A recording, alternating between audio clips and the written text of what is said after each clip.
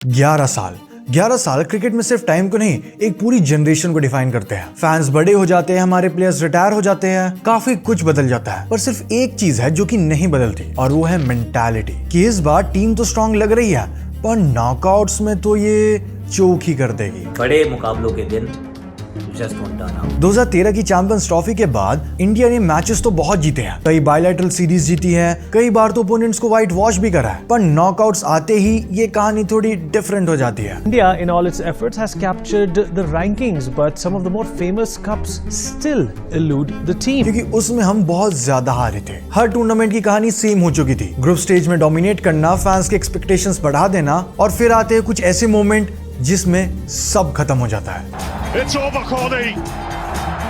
England win, and they've given India a real hammering here.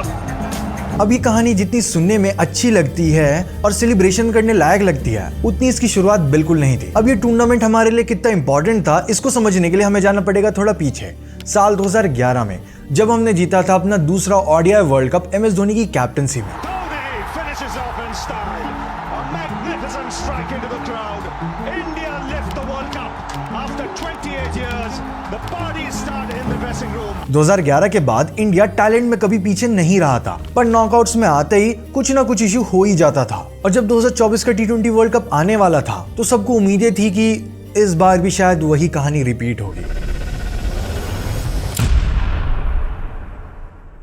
अब ये tournament हमारे लिए कितना इंपॉर्टेंट था, इसको समझने के लिए हमें जाना पड़ेगा थोड़ा पीछे, साल 2011 में, जब हमने जीता था अपना दूसरा ODI world cup MS Dhoni की कैप्टनसी में। 2011 के बाद इंडिया टैलेंट में कभी पीछे नहीं रहा था, पर नॉकआउट्स में आते ही कुछ ना कुछ इश्यू हो ही जाता था। 2013 तक हमारी टीम बहुत अच्छे वे में थी, हमने अपनी चैंपियंस ट्रॉफी जीत ली थी, एंड उसके बाद सबकी आंखें थी 2014 की T20 वर्ल्ड कप में, जिसमें अनफॉर्चुनेटली हमारी टीम चोक कर जाती है सीधा फाइनल मैच में आकर। एंड कहानी यहाँ नहीं रुकी, इसके बाद हुए सभी टूर्नामेंट में इंडिया की कहानी सेम ही रही, कभी फाइनल में मोमेंटम खो देना, कभी सेमीफाइनल में चोक कर देना। लेकिन 2021 में तो चीजें और वर्स हो गई, जब हम ग्रुप स्टेज में ही एग्जिट कर जाते हैं। जब इतने सालों का प्रेशर बिल्ड होता रहता है, तो ये चोक सिर्फ रिजल्ट नहीं, body language, shot selection and her in game aspect में दिखने लगता है। एंड ऑनेस्टली स्पीकिंग, 2023 के वर्ल्ड कप के बाद काफी फैंस ने उम्मीदें छोड़ दी थी, क्योंकि जो टूर्नामेंट आपके घर में हो रहा था, जिसमें आप लगातार मैचेस जीत रहे थे, उसमें आप उम्मीद रखते हो एक एम की तरह कि वर्ल्ड कप तो हमारा ही है, लेकिन ट्रॉफी हमारे हाथ नहीं आ पाई। और जब 2024 का T20 वर्ल्ड कप आने वाला था, तो सबको उम्मीदें थी कि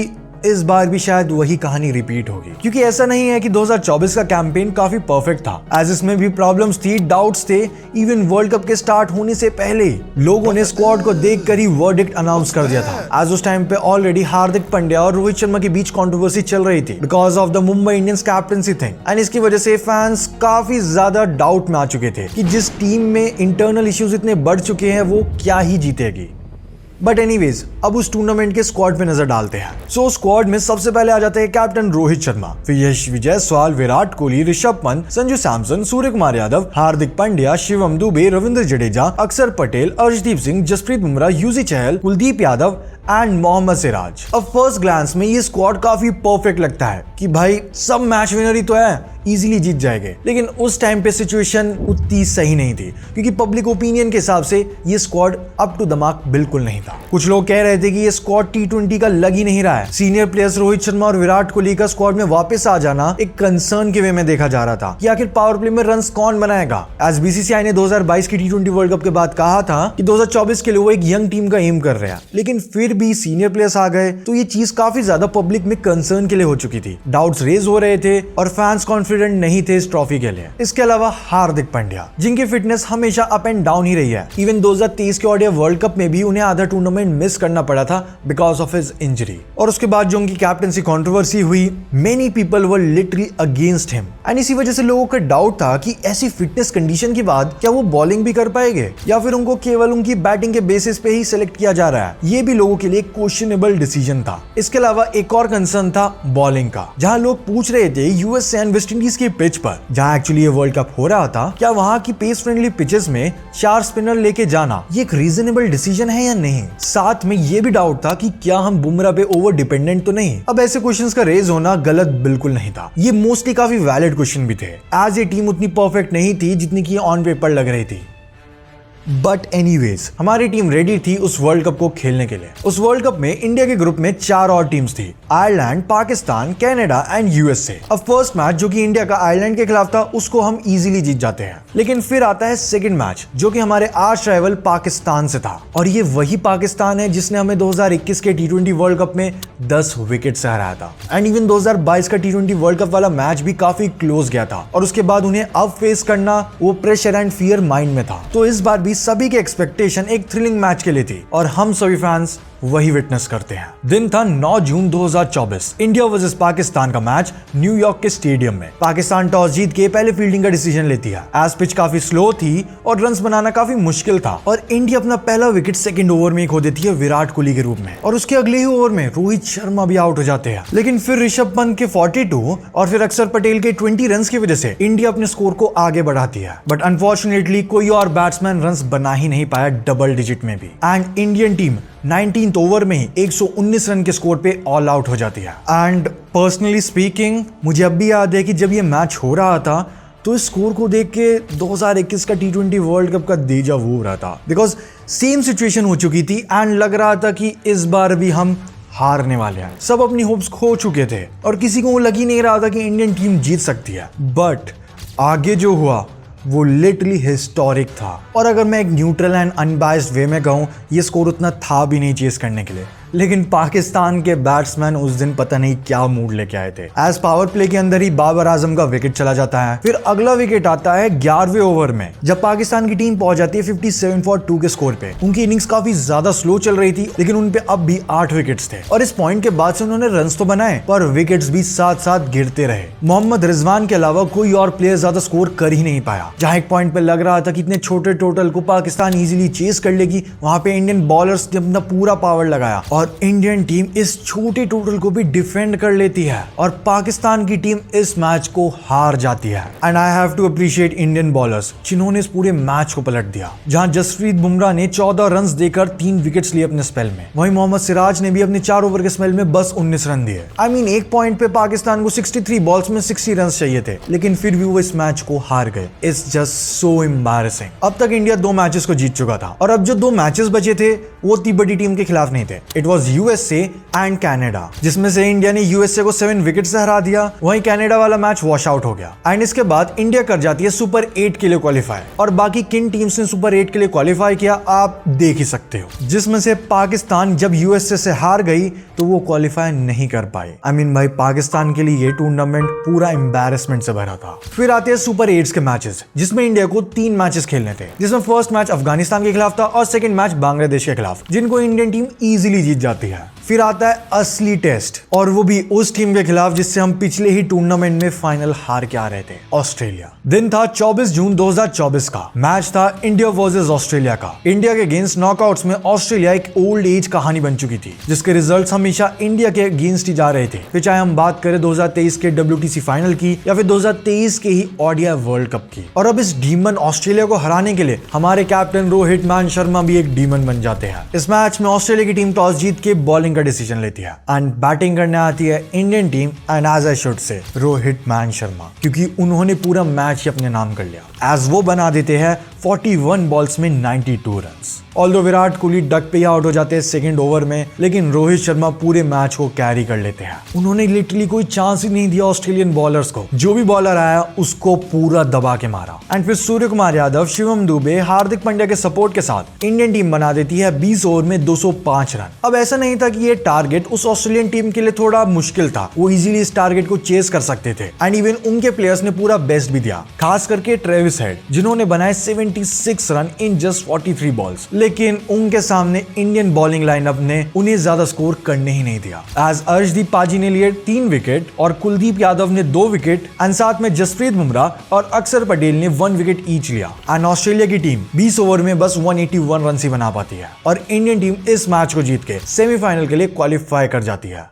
अब सेमीफाइनल थोड़ा इंटरेस्टिंग होने वाला था क्योंकि वो मैच था इंग्लैंड के खिलाफ, वही इंग्लैंड जिसे हम पिछले टूर्नामेंट में यानी 2022 के T20 वर्ल्ड कप में जब सेमीफाइनल में मिले थे तो हम लिटरली 10 विकेट से हार गए थे। इतनी शर्मनाक हार के बाद हमारे पास मौका था रिवेंज लेने का, क्योंकि वो जो 10 विकेट की हार थी वो कहीं ना कहीं हम सभी फैंस और प्लेयर्स के बीच में चुभ चुकी थी और ये रिवेंज लेने का बेस्ट टाइम था। और हुआ भी कुछ ऐसा ही। प्रेशर तो काफी था लेकिन इंडियन टीम का कॉन्फिडेंस इन सभी मैचेस को जीतने के बाद काफी हाई हो चुका था। दिन था 27 जून 2024 का। मैच था इंडिया वर्सेस इंग्लैंड का सेकंड सेमीफाइनल। इस मैच में इंग्लैंड टॉस जीत के पहले बॉलिंग का डिसीजन लेती है एंड जैसे इस पूरे टूर्नामेंट में पैटर्न चल रहा था, विराट कोहली इस बार भी जल्दी आउट हो जाते हैं थर्ड ओवर में ही। लेकिन फिर कैप्टन रोहित शर्मा और सूर्य कुमार यादव जो स्कोर करते हैं इंग्लैंड के खिलाफ, भाई it was just so good to see. आज रोहित शर्मा 57 रन्स और सूर्य कुमार यादव बना देते हैं 47 रन्स। फिर हार्दिक पांड्या, रविंद्र जडेजा और अक्षर पटेल के कंट्रीब्यूशन से इंडियन टीम बना देती है 171 रन्स। अब ये टारगेट जितना दिखने में अच्छा और बड़ा लग रहा है उतना उस सिचुएशन के हिसाब से नहीं था, क्योंकि इससे पहले भी 2022 में इंडियन टीम ने एक ठीक ठाक टोटल बनाया था, फिर भी हम उसे डिफेंड नहीं कर पाए थे। बट एज आई सेड, इस बार इंडियन टीम का कॉन्फिडेंस अलग था, क्योंकि जब इंग्लैंड की टीम बैटिंग करने आती है तो वो पावर प्ले में ही अपनी 3 विकेट्स खो देती है और लिटरली 16.4 ओवर में 103 रन्स पे ही ऑल आउट हो जाती है। जहां हम 2022 में 10 विकेट से हारे थे, वहां हमने रिवेंज लिया 10 विकेट को लेकर, क्योंकि मैच की सिचुएशन काफी हद तक सेम ही थी। आज इस बार इंग्लैंड को चेज ही करना था और इस मैच में विकेट लिए जसप्रीत बुमराह ने, अक्षर पटेल ने और कुलदीप यादव ने। एंड इस जीत के बाद इंडिया एंट्री ले लेती है वर्ल्ड कप फाइनल में, जहां पिछले 3 T20 वर्ल्ड कप से हम फाइनल में जगह बना ही नहीं पा रहे थे। आफ्टर 10 ईयर्स इंडियन टीम जगह बना लेती है T20 वर्ल्ड कप के फाइनल में और इस बार हमारी ओपोनेंट थी साउथ अफ्रीका। यस, वही साउथ अफ्रीका जिनको चोकर्स का टैग दिया जाता है। लेकिन जो हिस्ट्री इंडियन टीम की कुछ सालों से चल रही थी, जो ट्रॉफी ड्रॉट चल रहा था, उस हिसाब से इंडियन टीम को भी एक चोकर से कम नहीं देखा जा रहा था। यानी कि जो सिचुएशन दूर से दिखने में इजी लग रही थी वो उतनी नहीं थी because of the whole scenario, क्योंकि हर जगह स्पेकुलेशन यही हो चुकी थी कि ये मैच चोकर वर्सेस चोकर का है एंड देखना होगा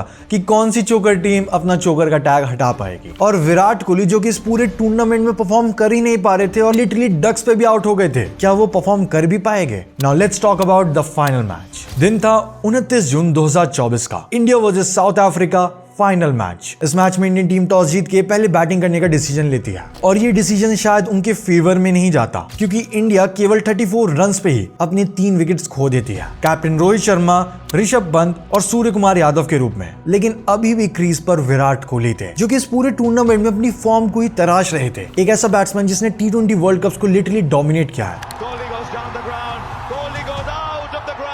उसके पास मौका था, जो वर्ल्ड कप उनके लिए पूरा खराब गया है उसको पूरा फ्लिप करके ये ट्रॉफी अपने देश के नाम करने का। एंड हुआ भी कुछ ऐसा ही। वो ऑलरेडी स्ट्राइक पर थे और उनके साथ थे क्वेश्चनेबल अक्षर पटेल, जिनको हार्दिक एंड जडेजा से पहले भेजा गया था बैटिंग करने के लिए। एंड वो कहते हैं ना, गॉड फेवर्स द बोल्ड। आज ये दोनों बना देते हैं एक कमाल की पार्टनरशिप, जिसमें विराट कोहली ने बनाए 76 रन और अक्षर पटेल ने बनाए 47 रन्स। एंड फिर शिवम दुबे के 27 रन्स के साथ इंडियन टीम बना देती है 176 रन आफ्टर 20 ओवर्स।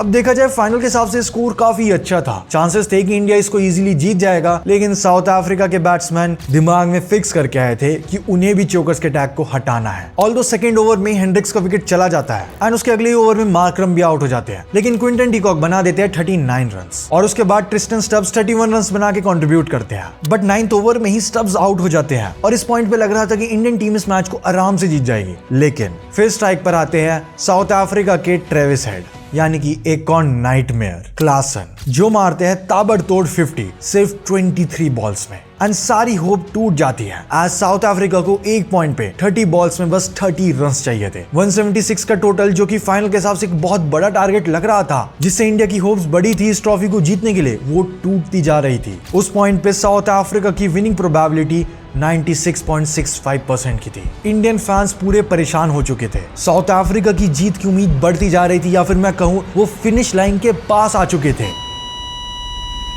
बट हमारे पास अब भी जसप्रीत बुमराह थे, जो कि आते हैं 16th ओवर में, जहां वो बस 4 रन देके प्रेशर बिल्ड कर देते हैं। एंड इस प्रेशर का रिजल्ट दिखता है हमें अगले ही ओवर में, जब हार्दिक पांड्या, जिनको लिटरली पिछले 2-3 महीने से पूरा हेट और ट्रोल किया जा रहा था, वो लिटरली एक विलन बन चुके थे, वो अपना रिडेम्पशन दिखाते हैं। आज वो अपने ओवर में ब्रिलियंट बॉलिंग करते हुए क्लासन को आउट कर देते हैं। And death over machine Bumrah 18th over में फिर से आकर केवल 2 रन देके 1 विकेट भी अपने नाम कर लेते हैं। और अब इक्वेशन काफी क्लियर हो चुकी थी। लास्ट ओवर 6 बॉल्स में चाहिए थे 16 रन, और अब इंडिया और ट्रॉफी के बीच में एक इशू था, और वो थे south African experience player David Miller. Over की पहली ball Hardik Pandya run up लेकर आते हैं। सामने थे डेविड मिलर, और वो अपनी पूरी पावर से एक जोर का शॉट मारते हैं। बॉल हवा में जा चुकी थी, इंडियन फैंस होप खो चुके थे, लेकिन फिर जो होता है वो आप खुद ही देख लो।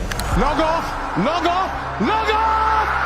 सूर्य कुमार यादव ने पकड़ा अपने करियर का सबसे इंपॉर्टेंट कैच। सूर्य कुमार यादव के एक लाजवाब कैच की वजह से इंडियन टीम उस मैच को ऑलमोस्ट जीत जाती है उसी बॉल से। इस पॉइंट पर क्लियर हो चुका था कि इंडियन टीम इस मैच को ऑलमोस्ट जीत चुकी है, एंड बाकी की बॉल्स फॉर्मेलिटी के लिए। और लास्ट बॉल पे जब सिर्फ कुछ ही रन चाहिए थे, साउथ अफ्रीकन बैट्समैन बस एक सिंगल ही ले पाते हैं। एंड फाइनली वो मोमेंट आ चुका था, एक परफेक्ट प्लान, उससे भी बेहतर एग्जीक्यूशन, एंड फाइनली 11 साल के बाद इंडियन टीम जीत जाती है T20 वर्ल्ड कप को। उस मोमेंट पे रोहित शर्मा भागे नहीं, वो वहीं रुक गए। विराट कोहली की आंखों में अग्रेशन नहीं था, आंसू थे, खुशी के आंसू। और coach Rahul Dravid, he was smiling from the sidelines. एक लंबे ट्रॉफी ड्रॉट के बाद फाइनली इंडियन टीम ट्रॉफी को जीत जाती है। I am really feeling goosebumps recalling the whole memory. हाँ, ऑफ कोर्स साउथ अफ्रीका के लिए बुरा जरूर लगा था, उन्होंने काफी अच्छा एफर्ट दिया, लेकिन इंडियन टीम की सेलिब्रेशन देखने और फील करने में जो मजा था वो नेक्स्ट लेवल था। इस पूरी ट्रॉफी ड्रॉट में जिन 2 प्लेयर्स को सबसे ज्यादा हिट और ट्रोल किया गया था, वो थे रोहित शर्मा और विराट कोहली, जिन्होंने इस जीत के बाद रिटायरमेंट भी अनाउंस कर दिया था इस फॉर्मेट से, जो कि हम सभी के लिए एक बहुत इमोशनल चीज थी। उन्होंने अपने T20 करियर का एंड सबसे बेस्ट वे में किया, इस वर्ल्ड कप को जीत के। आई मीन, मैं कुछ इमोशंस नहीं बता पा रहा, क्योंकि वो मैच फील करना ही एक बहुत अलग मेमोरी है। हमने ऑलरेडी इस जीत के ऊपर एक डेडिकेटेड वीडियो बनाया था, अगर आपको वो वीडियो देखना है to feel the emotions again, अब वो वीडियो जरूर देखना। ये जीत कोई सिंपल जीत नहीं थी, ये एक रिडेम्पशन था। फिर चाहे हम बात करें रोहित शर्मा, विराट कोहली का, जिन्हें पूरे ड्रॉट में हिट और ट्रोल किया गया, या फिर हम बात करें हार्दिक पांड्या की, जो कि लिटरली पिछले 2-3 महीने में एक लो फेज से आ रहे थे, और पूरी इंडियन टीम जिन्होंने अपना बेस्ट दिया और जितवा दिया हमें 2024 का T20 world cup. Well, that's it for this video. अगर आपको हर्षित राणा के ऊपर वीडियो देखना है तो यहाँ पर क्लिक करो। अगर आपको भुवनेश्वर कुमार के ऊपर वीडियो देखना है तो यहाँ पर क्लिक करो। Thanks for watching, see you in the next one.